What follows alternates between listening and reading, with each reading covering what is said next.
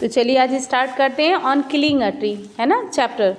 और ये क्लास 9 का चैप्टर है आपका और बहुत ही इम्पॉर्टेंट चैप्टर है और काफ़ी कुछ आप इससे सीखेंगे भी।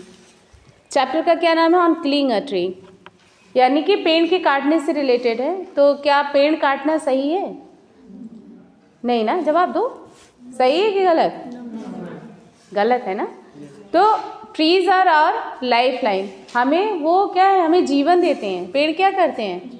हमें जीवन देते हैं। तो अगर जो हमें लाइफ दे रहा है, जिसकी वजह से हम जिंदा हैं, हम उसको काटेंगे? नहीं। अगर उसे काट देंगे तो हम बचेंगे? हम भी नहीं बचेंगे। तो इसीलिए ये जो चैप्टर है इसमें एक तरह से कटाक्ष है, ये एक कमेंट किया गया है कि किस तरह से हम वही गलतियां कर रहे हैं कि जिससे हमारा जीवन है, जिससे हम हैं, हम उसी को नष्ट करते जा रहे हैं। तो चलो चैप्टर को देखते हैं क्या है। On killing a tree, it takes much time to kill a tree, not a simple jab of the knife will do it. किसी भी पेड़ को काटना क्या है? किल, यहाँ किल वर्ड लिखा है, काटना कट नहीं लिखा है। किल का मतलब होता है हत्या करना। तो हत्या क्या होती है? किसी को जबरदस्ती किसी के जीवन को नष्ट कर देना, है ना बेटा। तो हम क्या करते हैं? It takes much time to kill a tree, बहुत समय लगता है एक ट्री की हत्या करने में। क्यों? Not a simple jab of the knife, क्योंकि एक चाकू की धार से उसको खत्म नहीं किया जा सकता है। Will do it, it has grown slowly consuming the earth, rising out of it upon its crust, absorbing years of sunlight, air, water, and out of its leprous hide sprouting leaves. तो किसी भी पेड़ को काटने में या उसकी हत्या करने में बहुत अधिक समय नहीं लगता। कैसा? ये कह रहे हैं कि कैसे अधिक समय लगता है। लिखा है नॉट नहीं लिखा है, लिखा है अधिक समय लगता है। अब हम क्या करते हैं, कोई अगर बहुत बड़ा वृक्ष है, मान लिया जैसे पीपल या बरगद के पेड़ को हमने काटा, तो क्या एक हल्की सी धार से वो उसका जीवन नष्ट हो जाएगा? नहीं, बहुत समय लगता है। जब तक उसको हम रूट से, जब तक उसको हम जड़ से नहीं इसके ख़त्म करेंगे, तब तक उसमें क्या होता है, हम लोग देखिए फील्ड में क्या करते हैं, काट देते हैं पेड़ को, छटाई करते हैं ना, तो क्या ख़त्म हो जाता है पेड़? नहीं, उसमें फिर नई शाखा निकल आती है, यानी कि उसमें फिर से नया जीवन आ जाता है। तो इसमें यही लिखा है कि ये पेड़ ऐसे नहीं बढ़ा हुआ है। लिखा है स्लोली कंज्यूमिंग द अर्थ, वो मिट्टी में धीरे धीरे उगा है। उसने जमीन से उसने बहुत कुछ उपभोग किया, बहुत सारी चीज़ें उसने कंज्यूम की हैं। Rising out of it, feeding upon its crust, absorbing years of sunlight. कह रहे वर्षों तक उसने क्या क्या लिया है? सन की लाइट ली है, सूर्य का प्रकाश लिया है, हवा लिया है, पानी उसे मिला है और बहुत सारे पोषक तत्व मिले हैं। वो सब जब उसने अवशोषित किया, जब उन सबको उसने ग्रहण किया है, तब जाकर के वो पेड़ क्या बना है? एक विशाल वृक्ष तैयार हुआ है। तो इतना जो इतने वर्षों में तैयार हुआ, इतनी जल्दी एक धार से वो खत्म हो जाएगा? नहीं, उसका जीवन इतनी जल्दी नष्ट नहीं हो सकता है। So hack and chop, but this alone won't do it. Not so much pain will do it. The bleeding bark will heal, and from close to the ground will rise curled green twigs, miniature works, which if unchecked will expand again to former size. तो आगे जो poet है वो कह रहा है कि हम क्या करते हैं, हम इंसान हैं, हमारे पास क्या है? बुद्धि विवेक है ना, हमारे पास दिमाग है। अगर हमारे पास दिमाग है तो क्या हम ये जो काम कर रहे हैं पेड़ काटने का, क्या ये बुद्धिमत्ता वाला है? क्या ये समझदारी वाला है बच्चों? बताओ। नहीं, गलत है। अब अगर हम खुद से फील करें, जैसे जगदीश चंद्र बसु जो साइंटिस्ट थे इंडिया के, उन्होंने बताया था आपको, एक मशीन बनाई थी, क्रिस्कोग्राफ को इन्वेंट किया उन्होंने। और उस मशीन में ये पता चलता था कि कैसे पौधे सांस लेते हैं और कैसे उनमें जीवन होता है। और जब उनके पास कोई अनजान आदमी आता है उनको नुकसान पहुंचाने के लिए, तो उन पेड़ पौधों को पता चल जाता है, वो उन्हें भी फील होता है, पता, वो महसूस करते हैं। ये चीज़ उनकी मशीन में शो की गई, तब जाके दुनिया ने माना कि हाँ, पौधों में भी जान होती है। और ऐसे भी समझ सकते हैं, सिंपल सा आप ऐसे देखो कि एक बीज ही तो हम डालते हैं किसी भी गमले में। आप ऐसे ही घर जाओ और कुछ नहीं, अगर किचन से आप कोई भी एक जैसे मेथी का दाना ले लो, धनिया ले लो, कुछ भी आप गेहूँ रखा है, उसको आप किसी मिट्टी में दबा दीजिए, पानी का छिड़काव कर दीजिए उसमें, और समय समय पे उसमें उसे धूप मिले, सब कुछ मिले। आप देखिए कुछ समय बाद उसी बीज से क्या होगा, एक पौधा अंकुरित होगा। और उसे अगर समय समय पे आपने देखभाल की तो एक फलदार, वो अगर पेड़ है तो पेड़ तैयार होगा, पौधा है तो वो पौधा बन जाएगा, तो एक नया जीवन मिल गया उसको। तो इसी से तो पता चलता है कि उनमें भी जान होती है। उनको काट दो तो वो भी मुरझा जाते हैं, जैसे हमें कोई मार देता है तो हमारा जीवन खत्म हो जाता है। ठीक है, बिल्कुल सेम वैसी पेड़ पौधों के साथ होता है। तो इसीलिए जो पोएट है वो कहता है, सो इसीलिए इन्होंने लिखा, सो हैक एंड चॉप, ये जो हम ज़बरदस्ती बार बार काटते हैं ना पौधों को, लेकिन केवल इससे काम नहीं चलेगा कि हम उनके ऊपर चोट कर रहे हैं, उनको काट रहे हैं और हम ये सोचे उनका जीवन हम नष्ट कर देंगे, तो ऐसा नहीं होता है। Not so much pain will do it, the bleeding bark will heal. कह रहे हैं कि इंसान के ऊपर कमेंट करते हुए बताता है, पोएट कहता है कि इंसानों, तुम चाहे जितनी कोशिश कर लो, चाहे जितना उनके ऊपर प्रहार कर लो पेड़ों को काटने के लिए, ठीक है, इतनी जल्दी उनका जीवन नष्ट नहीं होगा। इनको ख़त्म होने में बहुत टाइम लगेगा। केवल हल्का सा प्रहार करने से, हल्का सा काटने से या थोड़ा थोड़ा रोज़ चोट पहुंचाने से वो नष्ट नहीं होंगे, इससे काम नहीं चलेगा। अगर उन्हें पीड़ा होगी, ऐसा नहीं है, जब उनके ऊपर चोट पहुंचाओगे तो क्या होगा, उनको भी दर्द होता है, उन्हें भी पीड़ा होगी, लेकिन इससे कुछ नहीं होगा। उनके क्या होगा, ब्लीडिंग होगी, उनसे उनका, जैसे हम लोगों को उंगली कट जाती है तो क्या निकलता है, ब्लड निकलता है। आप पौधा काटते हो या आप चलते फिरते आप क्या करते हो, ऐसे पत्तियां तोड़ देते हो, नोच देते हो पौधों को।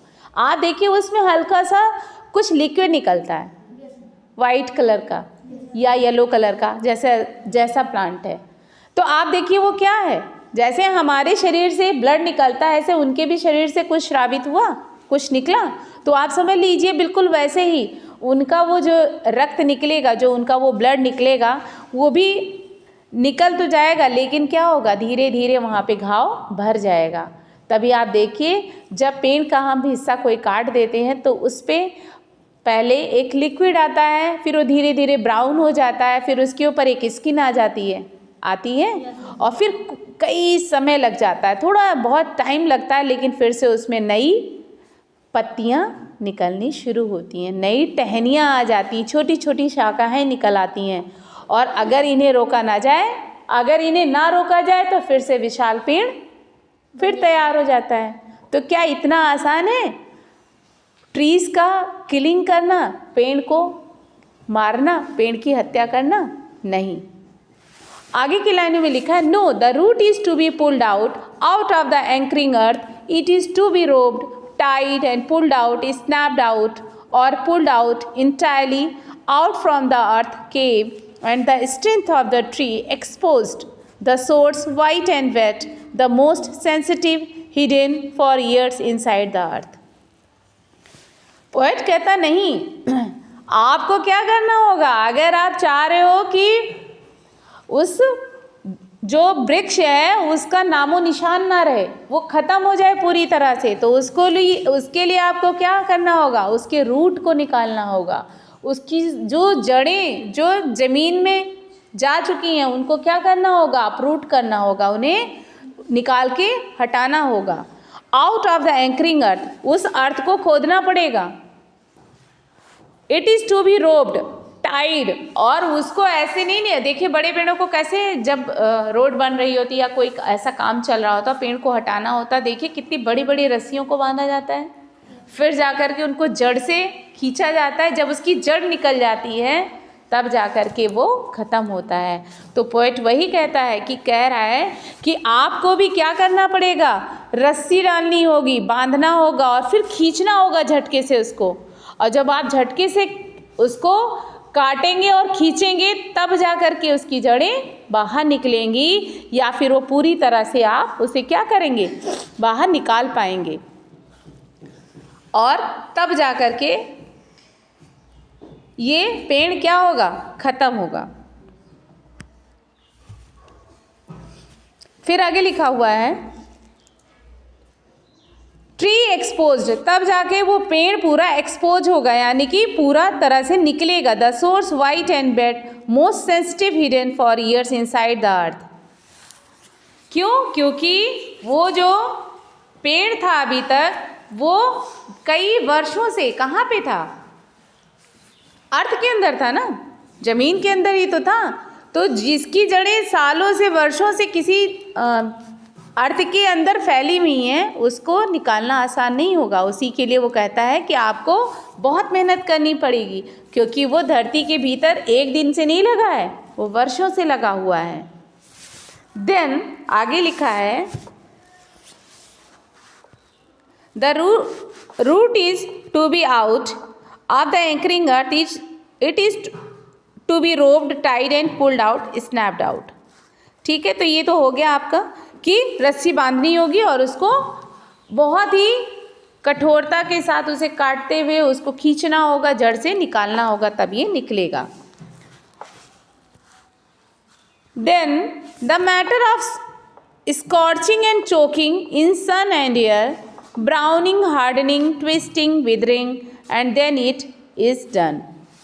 अब कहता है कि जब आप इतनी मेहनत कर लोगे, है ना, पेड़ का आप सोचिए आसान नहीं है किसी के जीवन को नष्ट कर पाना। तो कह रहा है फिर उखाड़ने के बाद अब आपने क्या किया, पेड़ की जड़ों को आपने ज़मीन से उखाड़ दिया। Then the matter of scorching and choking, अब आपको ध्यान रखना है कि उखाड़ने के बाद उसे धूप और हवा अब क्या करेंगी, सुखा देंगी। जब उस पर धूप लगेगी और हवा मिलेगी तो क्या होगा, अब वो ब्राउन होना लगेगा, ब्राउनिंग होने लगती है ना, ब्राउन सा होने लगता है कटने के बाद। हार्डनिंग, अब वो कठोर होने लगेगा, सूखने लगेगा।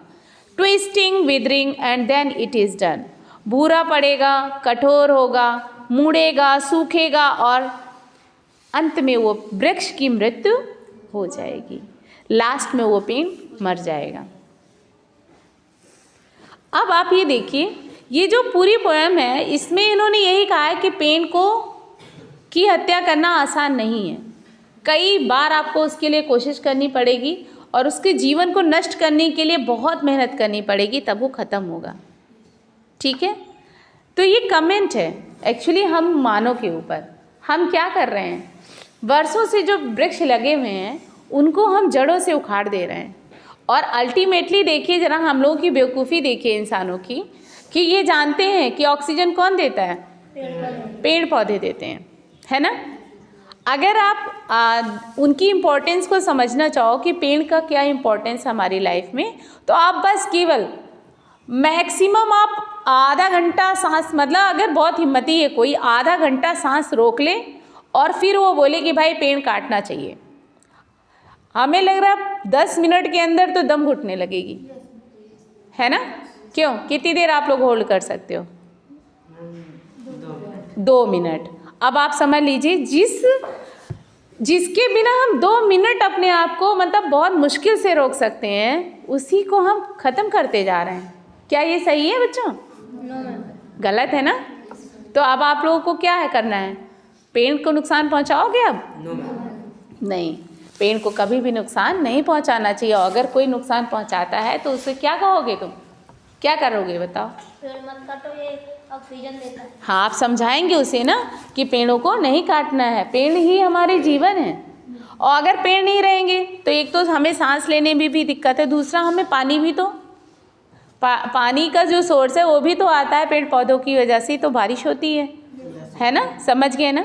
तो इसलिए हमें क्या करना है, पेड़ को बचाना है और पेड़ों की ही उसको अच्छी से उसकी लाइफ को सिक्योर करना है। तो अच्छा लगा चैप्टर? चलो।